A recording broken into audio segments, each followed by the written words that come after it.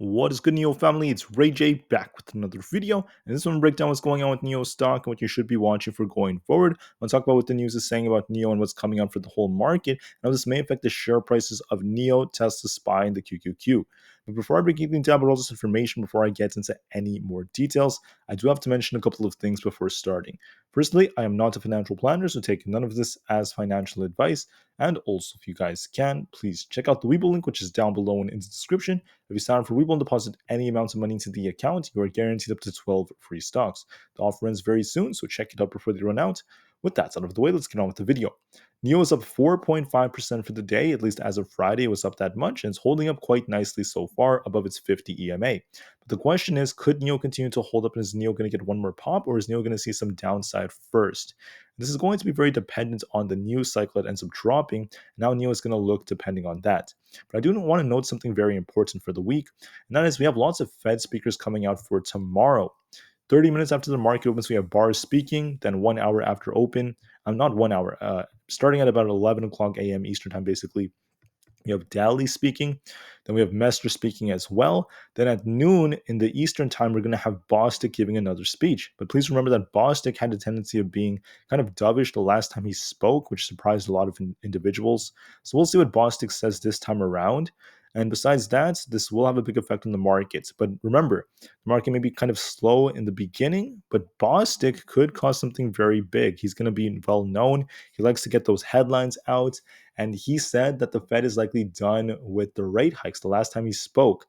So we'll see if he says something like that again. So be prepared for some volatility when this guy speaks.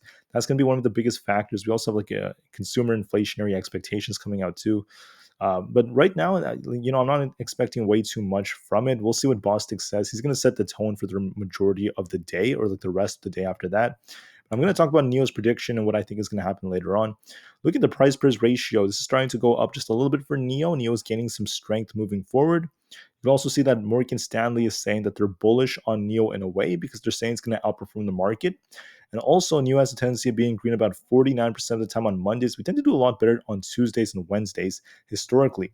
Also, we tend to be green only about 47% of the time in the month of July.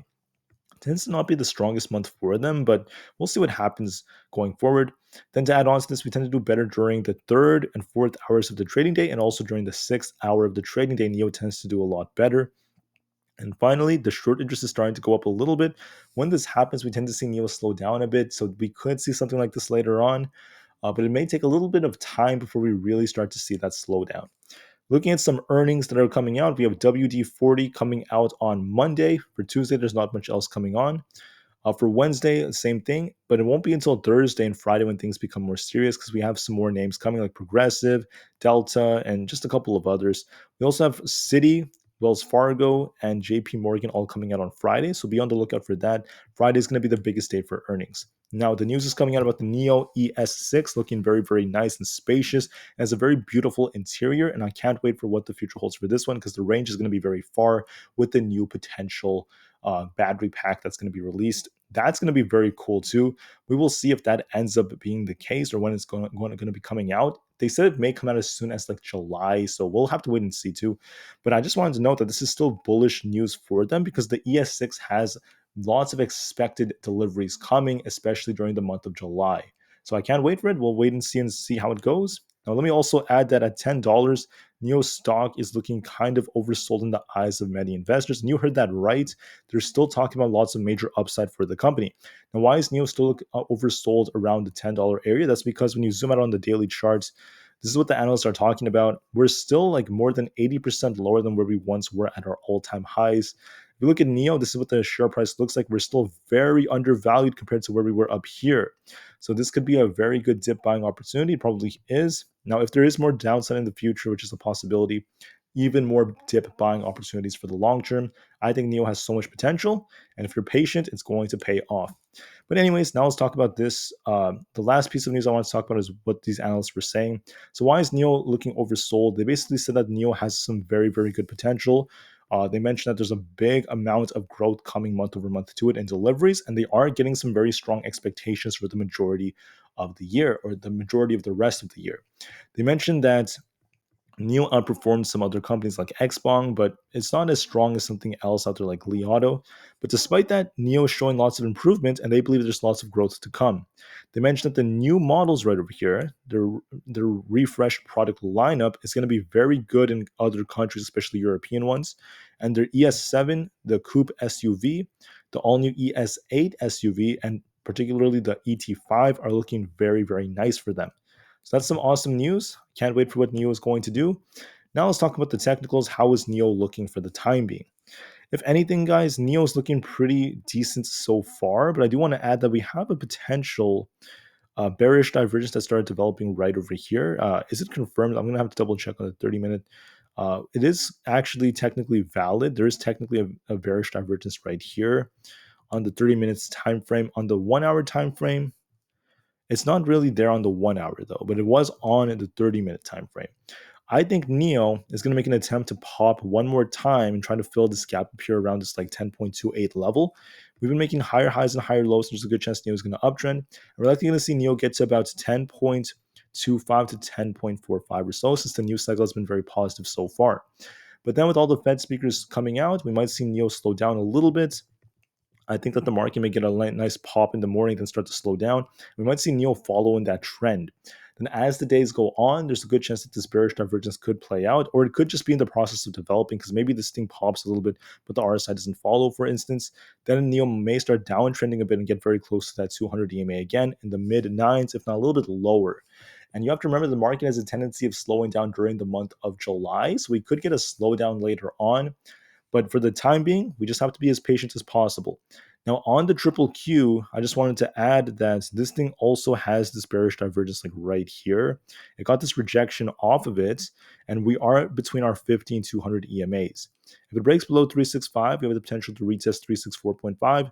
If that breaks, watch 363, then 360. If we get above 367.5, watch it get all the way up to 370. What do I think is going to happen? I'm going to be looking for a pop tomorrow. I think it's going to try to push up to this 50 EMA, retest 368. But the market might reject here depending on the news that comes out and start slowing down. We have lots of Fed speakers, so we might see the market slow down intraday. And then Boston could cause more volatility. So I'm looking for like a pop, then a slowdown as the day goes on. We might see this thing come all the way back down to 365 and just be stuck in this range going forward. I think SPY is going to be very similar, because when you look at SPY, it's also stuck in a range. So if you look at the last couple of days, it's been stuck in this range, like right about here between 437 and 444. Going to be looking for a bounce and a retest of 440, potentially even like 442 if we do get all the way up there. I would say around like 440 or so. We may reject there and start slowing down. Then we're going to retest this the 200 EMA at 438. If that fails us, we're going to be watching 437.06 and then potentially all the way down to 436. So watch these levels carefully. I'm going to be looking for a nice pop, then maybe a drop as the day goes on. But then also, we'll see what Bostic says near the end of the day. Bostic is going to be speaking a couple of hours before the market ends up closing. So it depends on what he says too. Besides that, I'm looking for a pop tomorrow morning. Nice pop, a nice drop over time.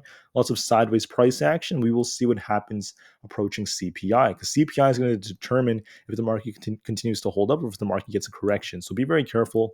CPI is coming out in just a couple of days. For Tesla, this chart is looking a little weaker to me, because when you look at the 1 hour time frame, it looks very distributive to me, because we got a very nice pop in the very beginning, came right back down, and Tesla is making lower highs and lower lows, and we also have this unfilled gap down here. Now, a confirmation of a potential gap fill would be a break below 270. We came close to doing so, but not entirely. So I'm going to be looking for a pop, because Tesla has a tendency of popping in the morning. A nice pop in the morning, maybe a retest of this like 278 to 280 area. It may not even reach 280. It could just stop at 278. Then start downtrending a bit, trade very, very sideways, and maybe get a somewhat flat close. It could even close, very, very flat and start slowing down later on. But over the next couple of trading days, I think Tesla may start to downtrend a bit. I mean, from a technical standpoint, it's looking more bearish.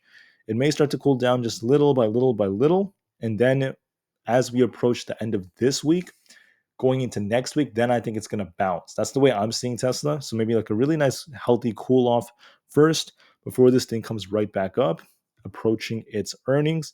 Then earnings will determine if Tesla ends up bouncing or not.